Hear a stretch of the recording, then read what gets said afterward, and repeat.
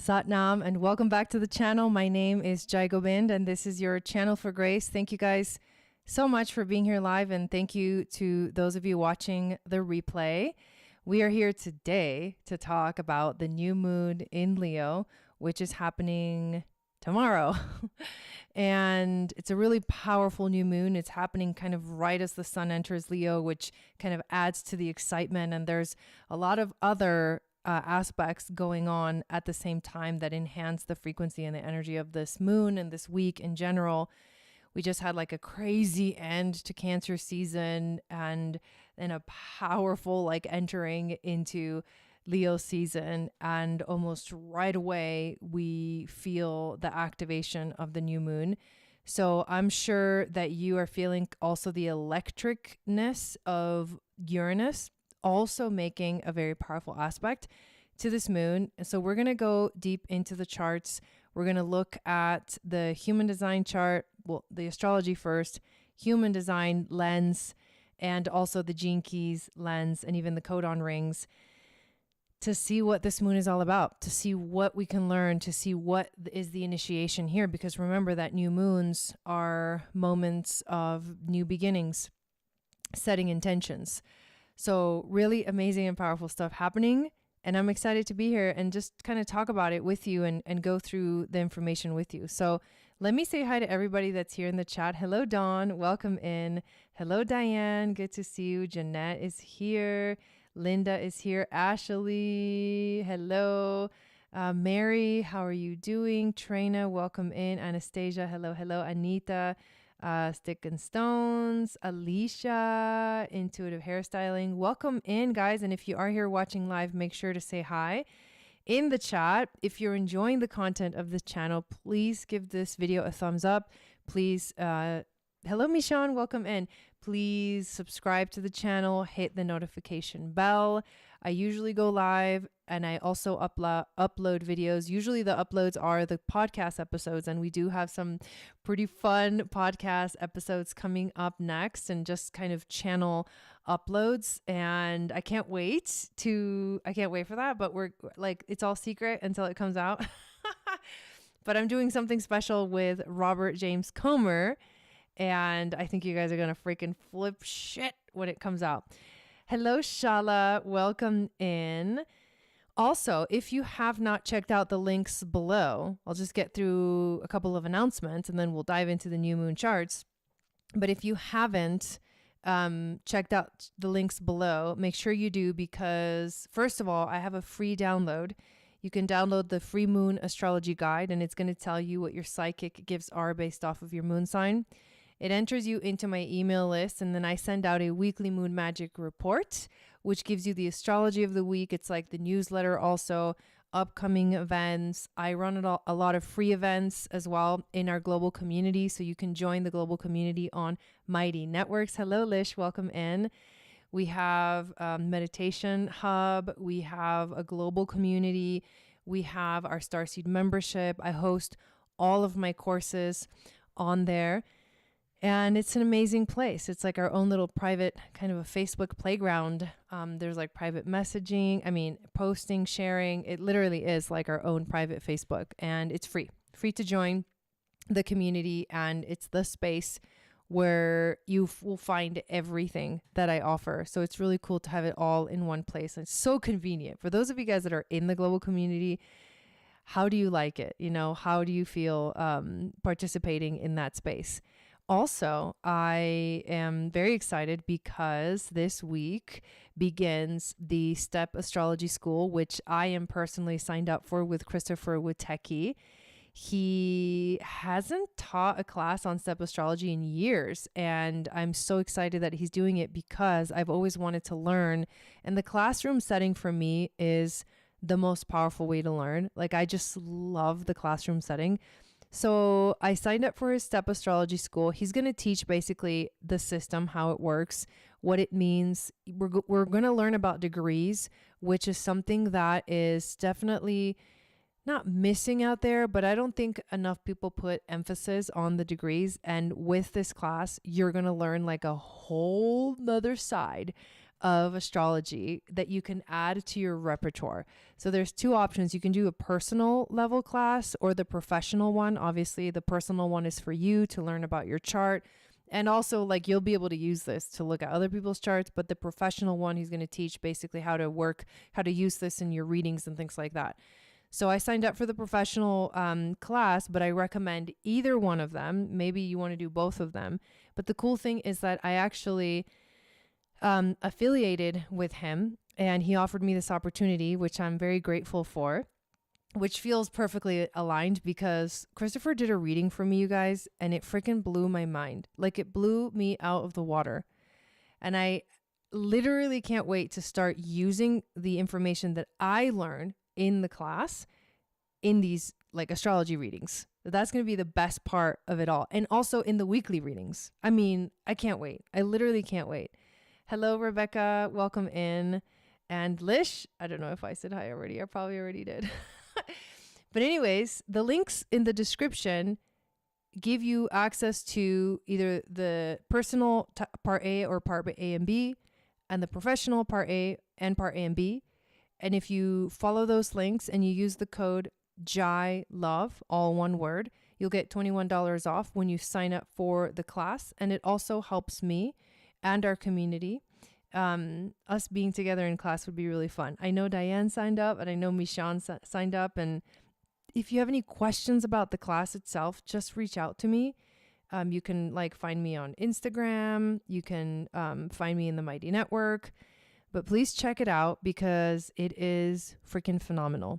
Also, if you haven't gotten a copy of Seasons and Stargates, my this year's book, astrology book, the guide for 2025 and 2026, then please do.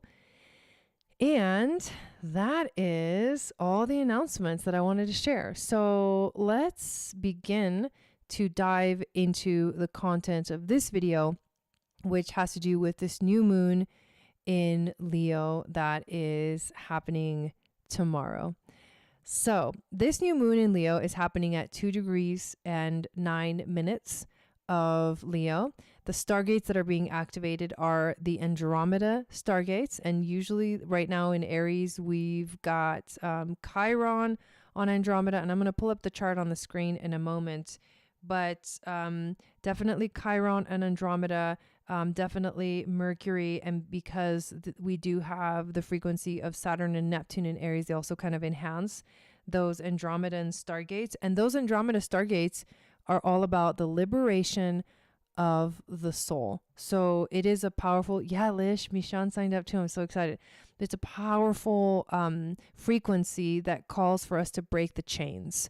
Then we have Pleiadian stargates, which obviously this is where Uranus is right now, and he is making a sextile to this moon. We'll see it when I show the chart.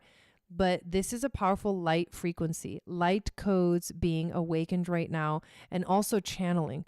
A lot of channeling, light language, things like that, waking up. I actually just uploaded in the Starseed membership our Uranus and Gemini All Signs Guide, which I have been creating lately because they are so in-depth, these guides. They show you like what is the meaning of the transit, what we can expect. What is Uranus, the planet? What does it represent? What is Gemini? What does it mean when Uranus is in Gemini? What this means for us, like as a collective, as a starseed, as a lightworker community, what can we expect? And then also, what this means for you based off of your sign, Aries, Taurus, all the way to Pisces. And I put these guides out like every time there is a big shift and a big transit. And this one's a big one. This one's a long-term one. It is one of the outer planets. So we know that Uranus moves really slow, but he's right here at this anchor of 0 degrees of Gemini, which is on Alcyone, the main star of the Pleiades. And then we have the solar plexus chakra in terms of the Leo frequency, which in terms of chakra language, this is willpower. This is our determination, our motivation. This is like our push forward. So it also has to do with the digestive system. So this is really important. A big thing to know is the systems of the body can teach us so much while we're moving through the different seasons, and the digestive season or the digestive system is the focus of Leo season. And I talk about this in the book and what it means and everything, and also in the membership. But basically, it's about processing information, digesting information. So if you're having digestion issues, it's like literally linked to this frequency of Leo, which represents passion, creativity, the inner child. It's the fixed fire sign. It's where the sun is at its greatest strength. So there's a lot to this energy. And then finally, this new moon is found on the 31st Jinki and the 31st human design gate. So what we're going to look at first is actually the astrology charts, and we'll just flow with it. I like just kind of moving with the information as it kind of unfolds. But I also love to teach. So if you're here, I usually tell you, like, you know, how do you know it's a new moon? How do you know it's a full moon? So we've got the sun and the moon making an exact conjunction at 2 degrees. 8 minutes or 9 minutes is what it's recorded as. But this is very early on in the degrees of Leo. So literally yesterday, the sun entered Leo. And then we have one day in between where we had the sun make an exact sextile today that's happening. And I talked about it in the weekly broadcast, so you can check that out if you didn't check it out yet. But the sextile to Uranus, which is beautiful, it's a powerful activation. And now the next day is the new moon. 2 degrees is very early on, which means that it's sort of like playing with there's a freshness. I feel like it's fresh. It's like, oh, it's new. It's clear. I just literally saw like a clear glass of water with like ice water when it's really hot. And it's just like so good to drink. I mean, we have been like, and I mean like in the summer, the hot summer, which is really what this Leo season is about. Like Leo season is right in between the summer solstice and the fall equinox. And in Leo season, which I do talk about this in the book and the membership, we have Ludnasa, which is the celebration of the harvest, which is like the midsummer. And it's like the hottest and all, you know, all of that. So there's a heat that comes in with this energy, and I can feel it.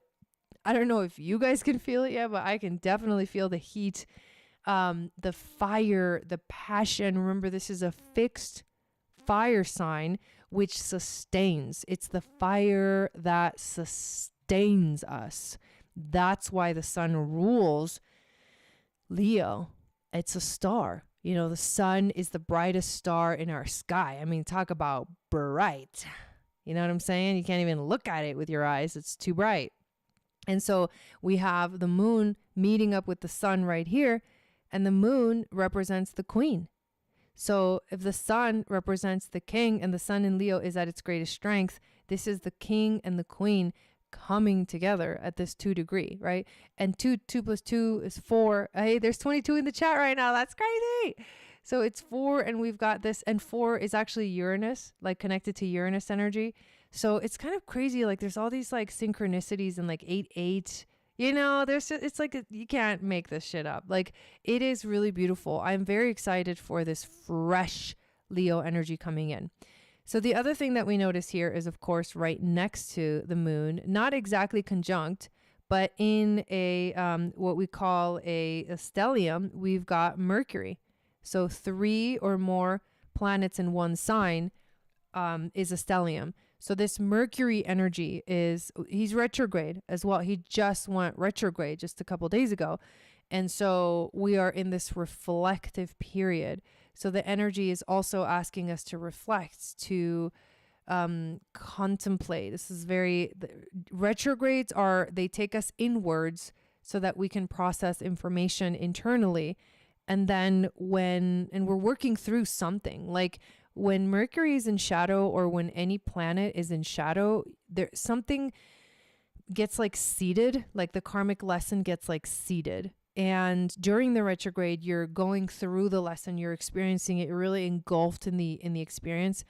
And then when there's the post shadow period, And we did just learn this in our astrology school, which is finally coming, not finally, but like it's coming to a completion. We have our last class this Saturday, our last discussion and Q&A session this Saturday, where we're going to really put it all together. But we talked about this, you know, retrogrades and how the pre-shadow, post-shadow period reflects, you know, when we are kind of like seeding the energy, working through it, and then finally resolving it or being, you know, coming out on the other side of it. So you have this frequency of Mercury, who is the Hermetic alchemist and who is the messenger of the gods. And he is going to, in a few days, during his retrograde, make his Kazemi with the sun.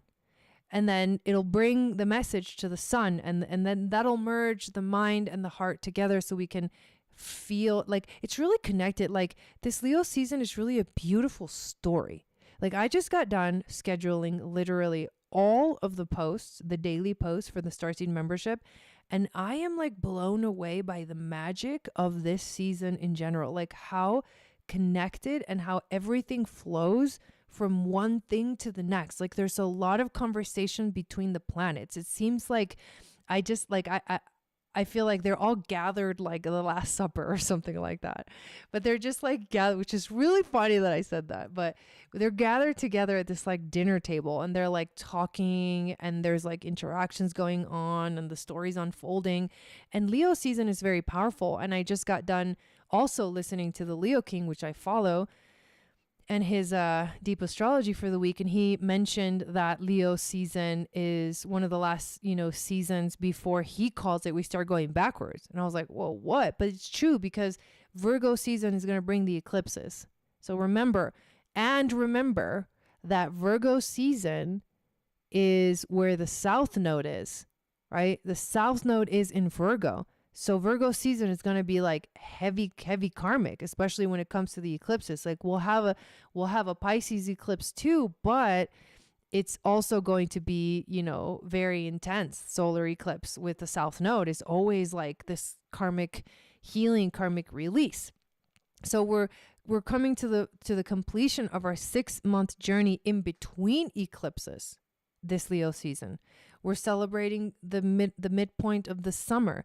So Leo season is very active and fiery and coming out of the power of the heavy kind of like, I just got a vision of like a blanket that's like soaking wet and it's so fucking heavy. And that's like, that was Cancer season. And it's always like that every year. I mean, it's like the water, you know, it's the moon. Like we go from the moon sign, the moon's like journey, the moon's vibe, the queen into the king, the Leo, right? We always go from Cancer into Leo. So when Leo comes, it's like, oh, that heaviness starts it's slowly lifting. And you have an opportunity this month to do a lot. And we'll be talking about that in the Starseed membership in our monthly or workshop, our Leo Seasons and Stargates workshop, basically on Friday. I believe I have it scheduled. But anyways, sorry, I got to plug my phone in or it's going to die. But so this fire energy is like showing up. It's like, hello, here I am. This is very important, you know? And it feels good. It's supposed to be freaking passionate. You know, it's supposed to activate this passion. So we've got the stellium. So let's take a look at some of the aspects, the bigger aspects that are going on with this moon. So first of all, we have trines. So remember, we're looking at 2 degrees. And speaking of learning about degrees, like this is how you read a chart, right? If there's anything else on the chart at 2 degrees, it's very possible that it's making a aspect, right? And there is. And if you follow this trine, it goes right to Saturn and Neptune. And that is really powerful because that Saturn, Sun trine Saturn, which it doesn't come exact until I can't remember the exact date. Let me see.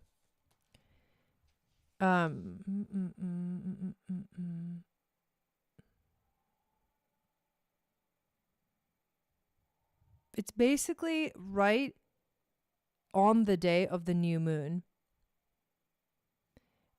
where the sun makes the exact trine to Saturn and Neptune. But at this moment, you can see that it's there at the exact moment where the new moon is exact. So this is happening right now. And for some reason, I thought it was the day after, but it's not. It's literally happens all on the same day, which is like seriously powerful. Because Sun trine Saturn is determination. It's like motivation. Saturn is like, let's fucking go, you know? And you got all this fire. And yeah, these planets are retrograde, but it's a very positive, like, lift me up, you know? It's a lift me up for reals. Like, we so need this energy. It's been so crazy and wild. And with Uranus, it's like, oh my God, like what the hell's going on right now, you know? Things are crazy. Things are moving so fast, but the energy is like wanting to fly and wanting to take quantum leaps. So if you can align that drive and motivation towards your goals and your ambitions, it's like you've got the power. Let's go. Right. So this is beautiful. This is it's like a boost. It's like a push forward. And then the trine to Neptune will enhance the intuition. And remember that both Neptune and Saturn right now are in the 25th. I believe they're still on the 25th Jinki. It's been like this theme, right? It's like the initiation. It's the gate of the spirit of the self, but it's the hero's journey that we're beginning on. And then they'll both slowly go back into Pisces for the rest of the year. And then next year they'll come back. After they go direct, they're both going to come back into Aries together and make the official conjunction at 0 degrees. So that's like an underlying theme, like interwoven between, you know, this energy. So that is I would say, one of the most powerful aspects that is happening with this new moon. So if we continue looking at other aspects, well, let's definitely look at Uranus. So Uranus is at 0 degrees of Gemini. This is the activation of Alcyone, which is the Pleiades. And this is making a sextile to the new moon. So we have a trine to Saturn and Neptune, a sextile to Uranus. I mean, these are all very powerful activators. Uranus is the planet of awakening. This is the awakener, like our mind, Gemini, is like turning on. This is about consciousness, waking up in consciousness. So another positive boost in the awakening sector, I guess you could say it. The one quite difficult aspect that is, I feel like there's so much powerful stuff happening with this new moon that the exact opposition to Pluto is like a boost also. It's kind of crazy. But the opposition to Pluto is like, it's like the mirror. Pluto is in Aquarius, right? And Pluto is showing us the way into the Aquarian age. Hello, Karina. Welcome in. Into the Aquarian age. And so the power lies in the community. The power lies in the people. The power lies in technology. The power lies in connecting with each other. At the same time, you guys, Uranus and Pluto are trining each other. It's not exact, but it's like within 2 degrees, you got a tight orb, right? So this is so powerful. And it's like Uranus is totally activating the opposition.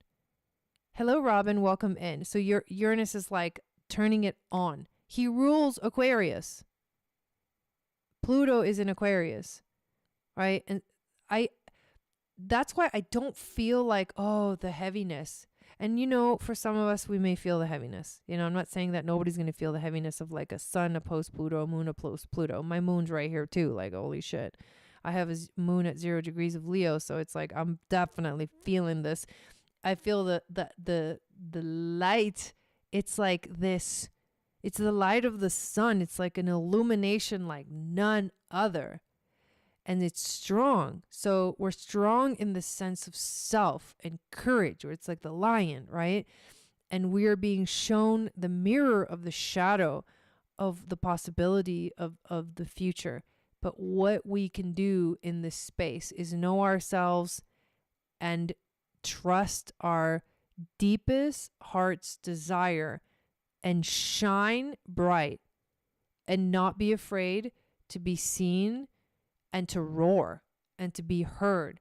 And it's that power of the heart that is going to awaken in individuals in the collective and bring us and usher us deeper into the Aquarian age. So really powerful. Okay, at the same time, we do have, let me erase this a little bit here.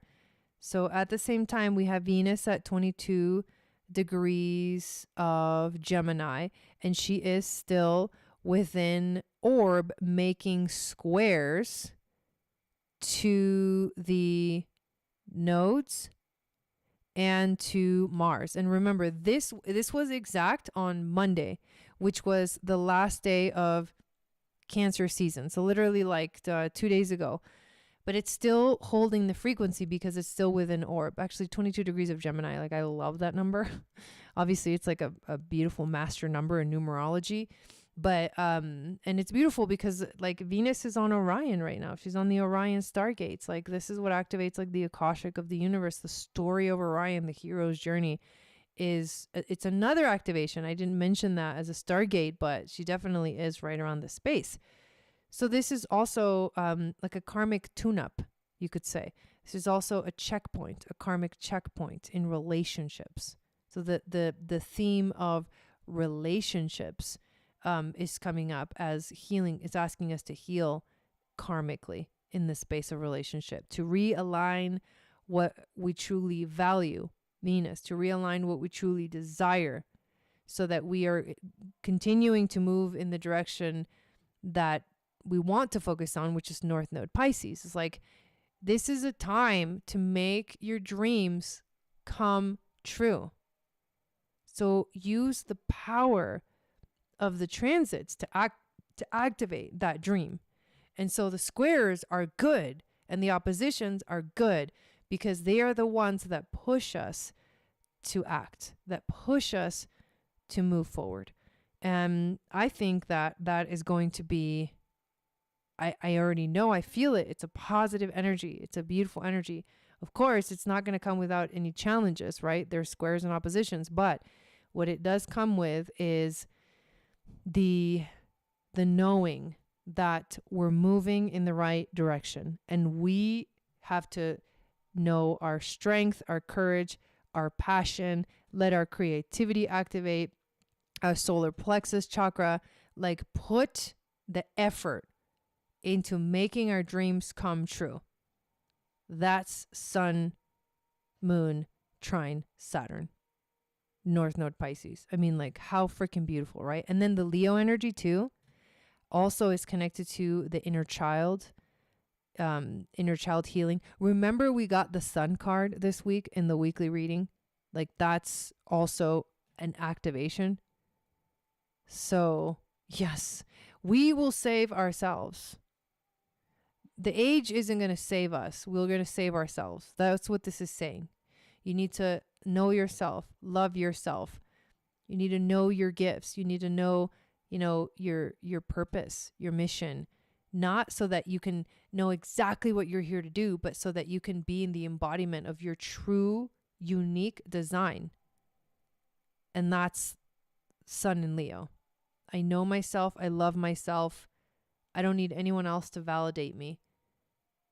And I stand in my strength, and I stand in my power, and I stand in my leadership and humility, which is also what makes a good leader, right? It's a leader that has humility. And true leadership is not necessarily about like what you do, but about how you embody the frequency, which is really crazy, right?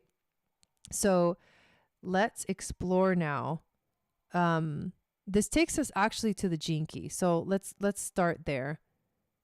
So this new moon is happening on the 31st Gene Key, which literally goes from arrogance, the shadow of arrogance, to the gift of leadership and then the city of humility.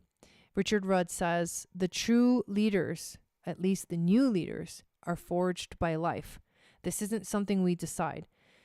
It's something that's thrust upon us. It's something that our dharma decides long before we become an adult. So a lot of what's behind Jinkies Human Design Astrology is like we chose all of these things in our chart, the specific placements of the planets, and that starts a story of life where we evolve, both at a personal, physical, and in the level of matter, and then we evolve in the level of spirit, soul, right? So it's like soul and like spirit and matter. Spirit descends into matter. Matter looks to ascend back to spirit. There's the infinity symbol that connects the two experiences, two timelines happening at the same time, combined together in the three-dimensional reality.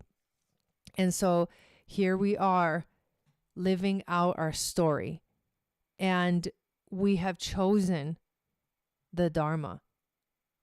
So because we have a quote unquote Dharma to look up to move towards, what determines that Dharma is our karma, which is interesting. So like we have to move through our karma to get through our Dharma.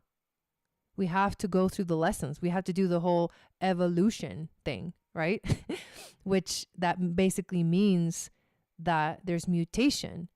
It's like the caterpillar that becomes the butterfly. And this specific frequency, this 31st Jinki is about like leadership. Makes sense. It's like Leo, right? Leo is leadership. The sun is at its greatest strength here. He's the king. A true leader, though, doesn't put himself in a leadership position. The true leader doesn't even want to lead. A true leader is like chosen by the people to lead. And that's what this frequency is all about. It's like,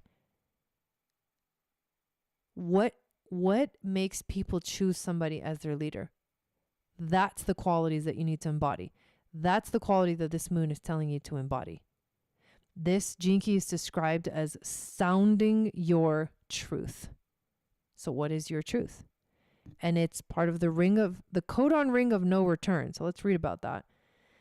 This is like a really interesting one.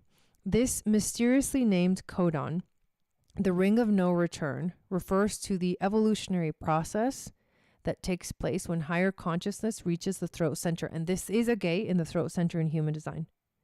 The throat center is where the greatest human initiation occurs. Because the throat center in human design speaks of manifestation.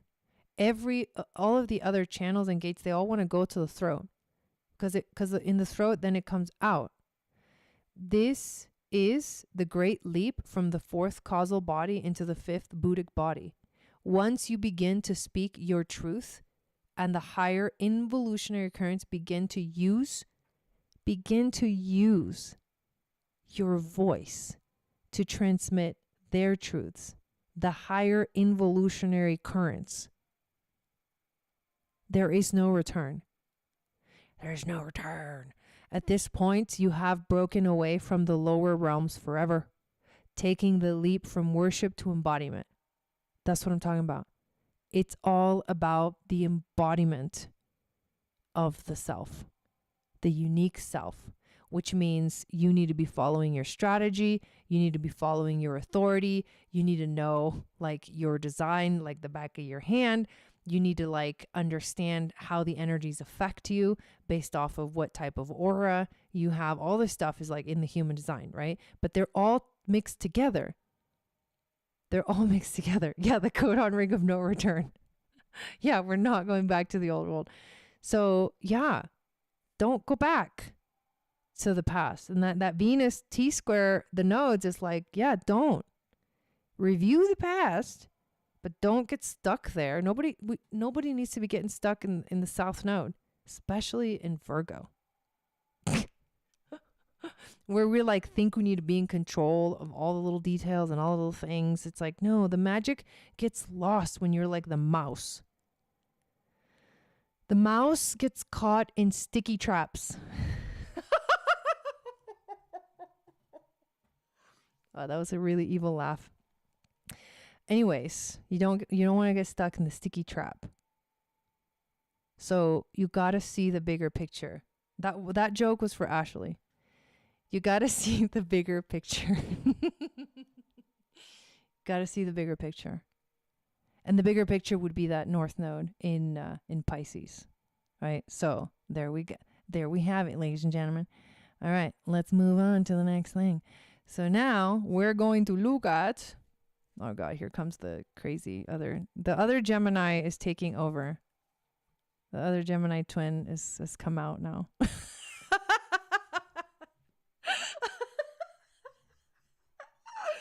Oh, shit. Okay. Hallelujah, says somebody. All right. So what are we looking at here? Okay. So what we're looking at here is the personality side of the chart of the human design of the new moon. You don't look at the design because it doesn't have a body. It doesn't have a body. So what is cool? Okay. Tell me, what do you see in this design, in this transit? This is a transit. We're looking at a transit. Okay. What do you see that is significant about this new moon?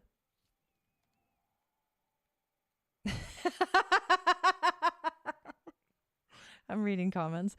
What is significant about this? What's obvious?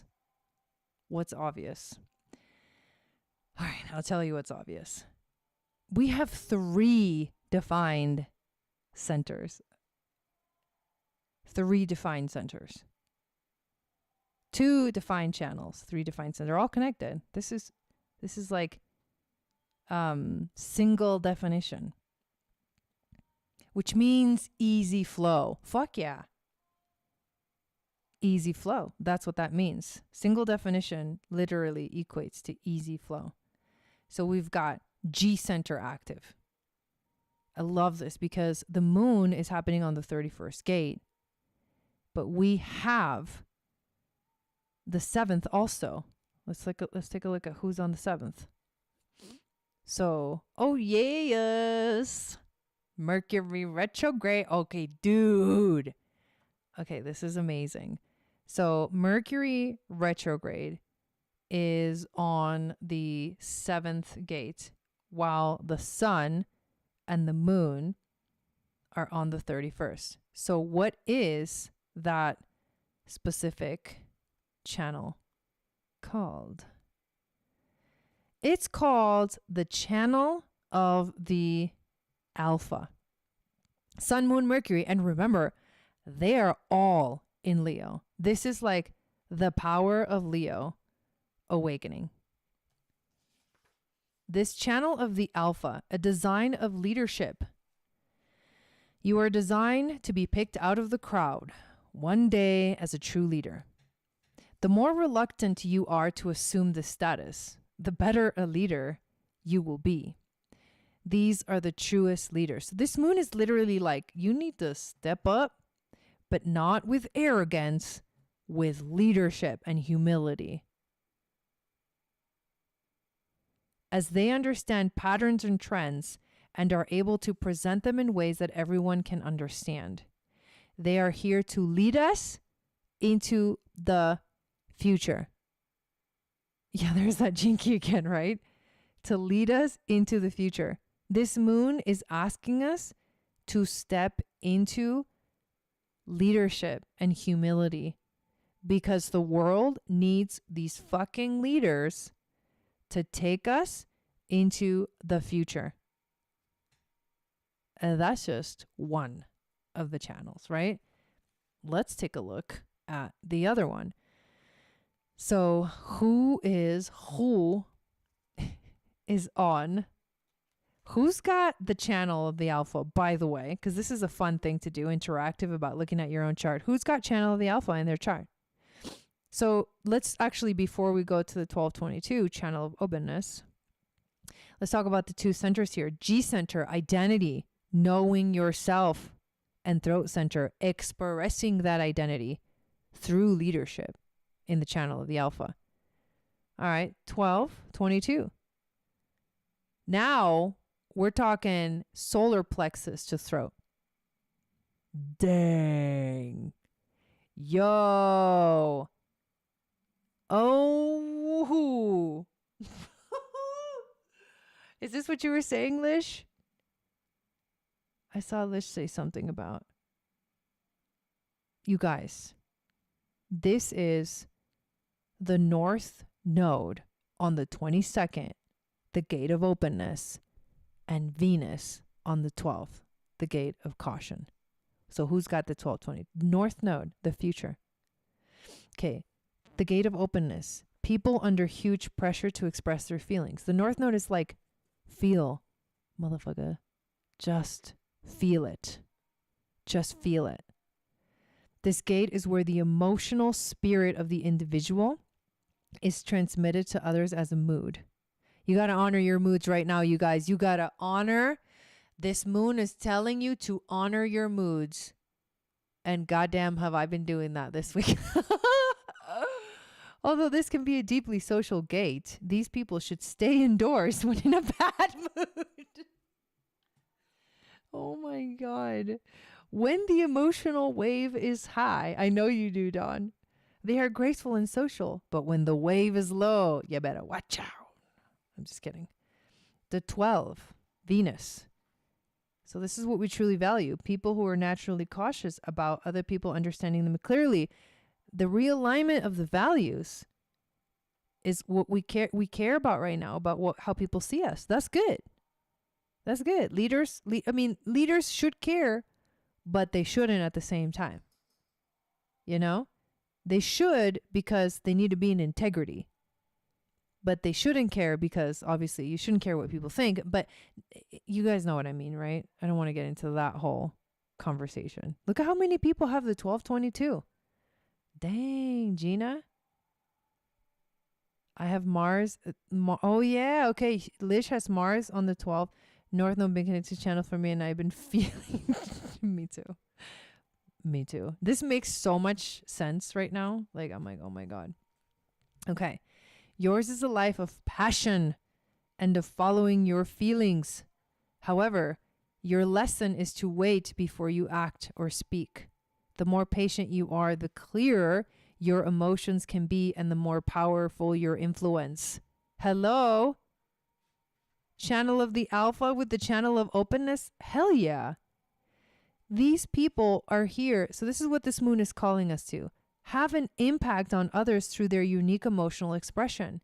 They can be as charming as they can be ferocious. Ooh, just like a lion. As this is a manifesting channel, these people generally need to inform others before they release their emotions in order to avoid arousing anger and resistance. Yeah, I failed at that this week.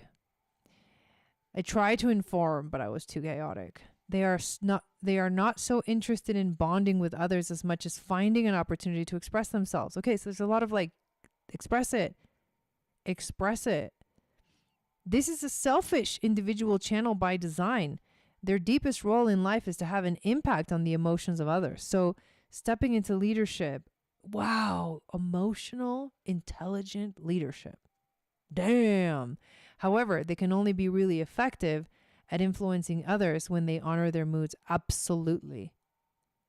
Their credo is don't eat if you're not in the mood. Don't go out if you're not in the mood. Wow.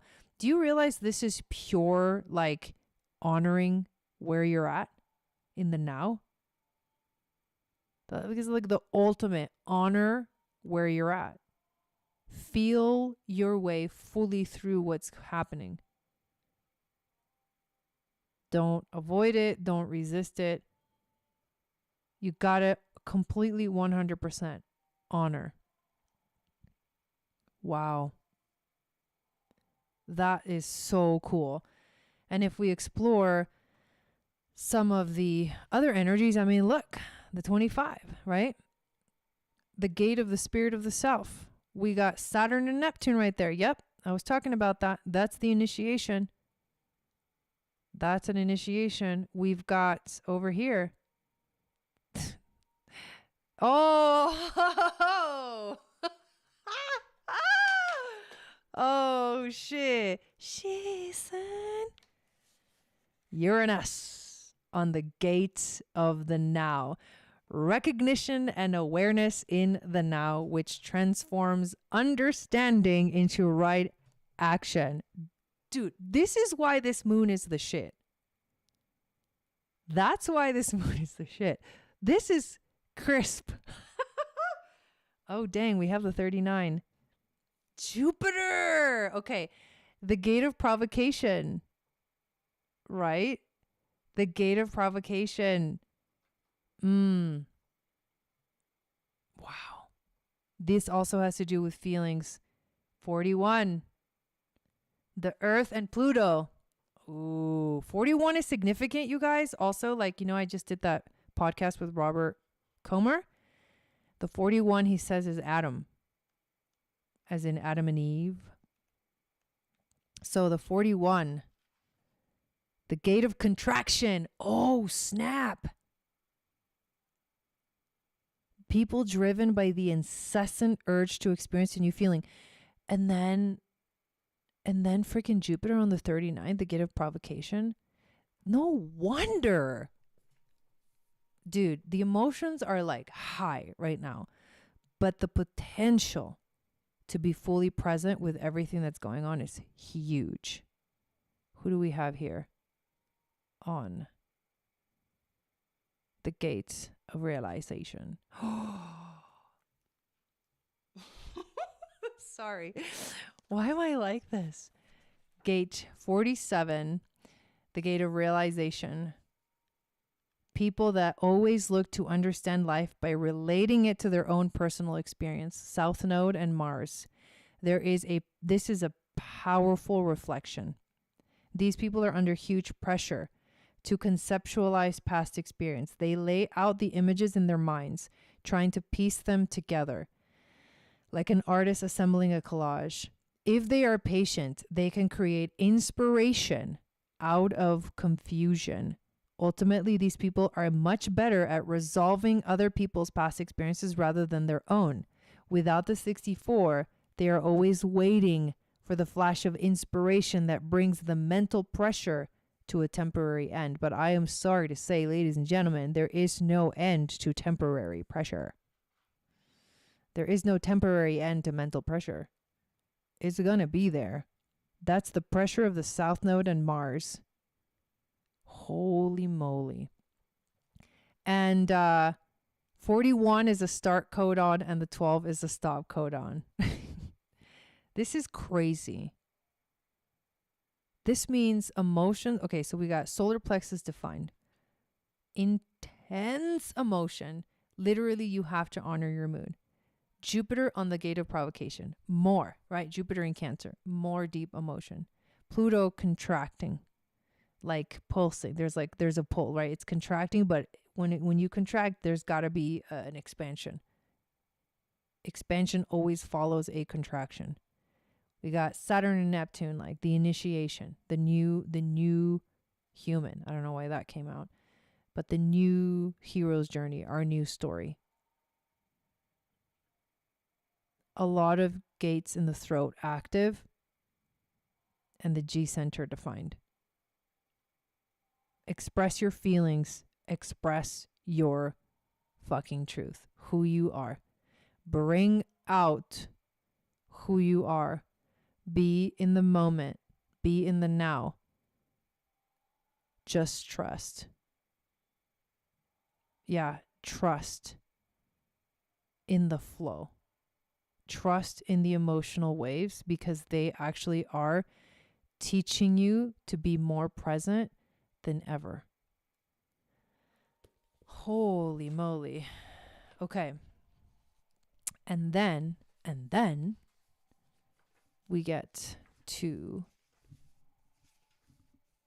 the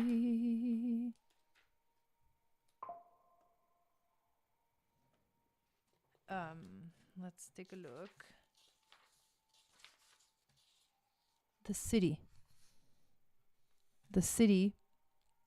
in the Gene Keys. Humility. The ring of no return. If you happen to be excited at the words coming out of the 31st gift, which was leadership, then you may be in for a shock when you take the plunge into the 31st city. Humility, as we shall see, is not for the faint-hearted. It is therefore highly ironic that humility is a word that has come to be associated with people of a saintly or virtuous countenance. The irony here lies in the misunderstanding that humility has anything to do with behavior, because it does not. That kind of humility is usually arrogance in disguise. Ooh, I'm getting spicy over here. It's story time. True humility can only occur at the Siddhic frequency because it requires the complete obliteration of your individuality. The words humility and arrogance reflect a behavioral duality found in human beings, but they are also words with a highly moralistic charge. At the Siddhic level, all such morality is finished, because your separation from existence is finished. If we look even more deeply into these two words, we can see that one, arrogance, represents an archetypal male characteristic, and the other, humility, represents an archetypal female characteristic. Such terms describe the universal polarity of being rather than descriptions specific to men and women. One could even say that all energy behaves in an arrogant, probing way, whereas all matter is humble and submissive. Looking at life forms in this way, without any morality, allows both expressions their own integrity and beauty. It is in this sense that the 31st city is called humble because, like the feminine pole, it represents non-existence. Out of non-existence, existence is born. Thank you, Richard. Because the human intellect cannot transcend language at this level, we are using the language of duality to express something that lies beyond the duality. The feminine pole comes closest to describing this transcendence. To the 31st city, there is no longer the possibility of achieving anything independently from life. Ooh, this is interesting. Thus, many human words and expressions cease to have real meaning.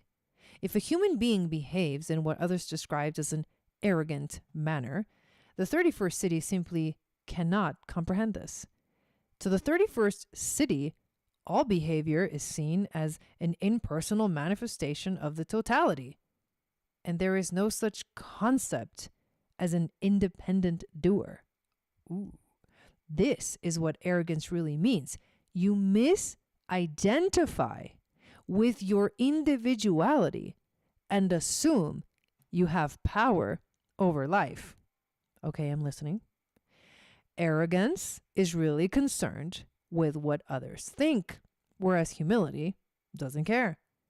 This is why arrogance always tries to be humble. Ouch!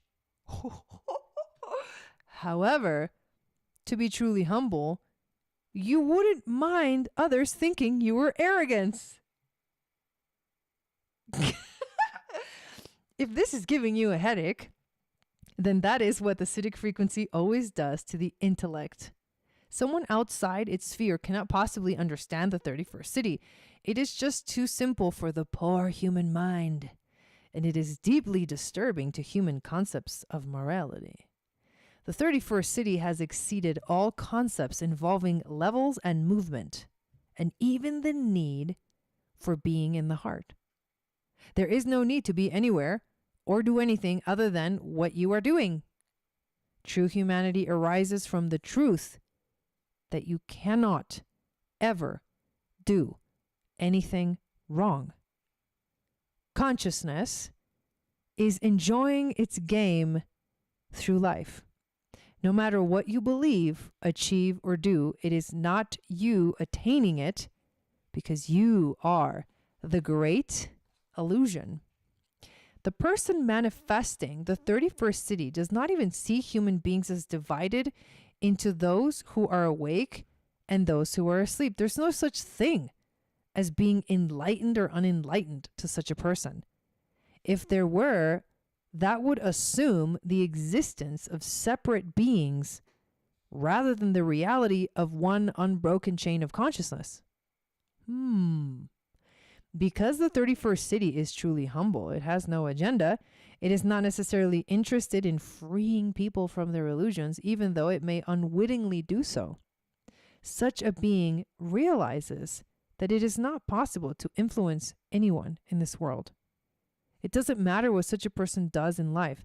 They are content to leave the world exactly as it is. This is hilarious. Nonetheless, such a person still carries the same genetic coding that requires they speak from the cutting edge of consciousness. The only difference between the gift and the city is that the gift level still identifies with evolution. They are still caught up in the same game, even though it is at a level beyond fear. The 31st city says whatever it must say, knowing that the words come from the collective and go back into the collective. It is not concerned with the effect of its words because it has no concept of words conveying any real meaning. The 31st city is rooted in the ancient tradition of the oracle. The oracle is simply a voice box for the divine. It speaks without being attached or even interested in what it says. Damn. Whatever the oracle says is perfect, and its translation is also perfect. Words and language can be interpreted in so many different ways. This mysteriously named codon ring, the ring of no return, refers to the great initiatic leap from the fourth causal body into the fifth Buddhic body. See the 22nd Jinki for further details. Once this leap in consciousness, sure, I'll do that tomorrow. I'm just kidding. Once this leap in consciousness has been made, there is no possibility of return because your identity or ego will be erased. With your identity, go all language and all words, concepts, facts, and names. Ultimately, this is the great step in which your name is dissolved. Once you have allowed the Siddhic frequency to command your voice, you have entered the first stage of divine embodiment. From this moment onward, whenever you use the word I, it is the voice of divinity itself speaking. Such speech is pure transmission. Damn. It uses words to indicate the path beyond words. And that is the beauty of its paradox. Holy, you guys. All right, here's what I'm going to leave you with. What I wrote, what I channeled about this new moon in Leo, which is found in the book, Seasons and Stargates. Are you ready? These are my favorite. In the jungle, the mighty jungle, the panther wakes tonight. She wakes because she feels a stir in the distance. Her enemy lurks in the shadows. As she stares deeply into the darkness, she feels her shadow staring right back at her.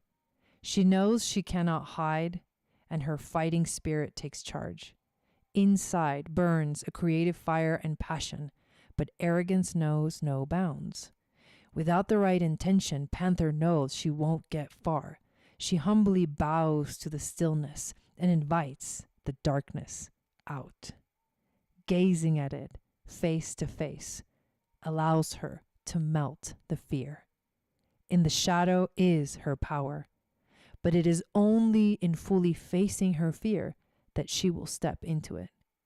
As she surrenders, she finds her grace, and under the pressure finds the diamond of the self. We are at a crossroads in time and space. Readjustments need to be made.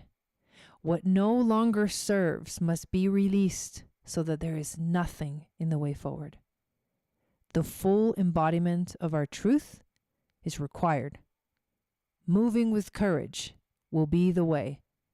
Don't be a follower, but a creator, and you will naturally step into leadership. Don't be afraid to step up to be seen and heard either. It is here in this space that we find our most powerful voice. So, this is a good one. This is a good one, you guys.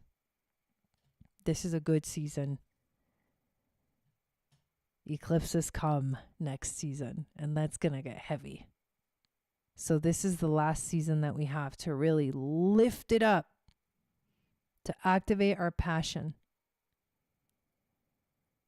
And we got this. So thank you all so much for being here. If you loved this broadcast, please share it out on social media. Let more people know that need to hear this. And I want to say thank you to all of you for being a part of this community, for supporting this channel, just by being here, by showing up, and for being a part of the global community as well. I hope to see you tomorrow in our first step astrology class. And if you have any questions, let me know. Yeah, we got this. Have an amazing rest of your week. I'll be back tomorrow for the new moon Akashic reading and ritual and celebration and music. And I'll see you guys next time. Sat Nam.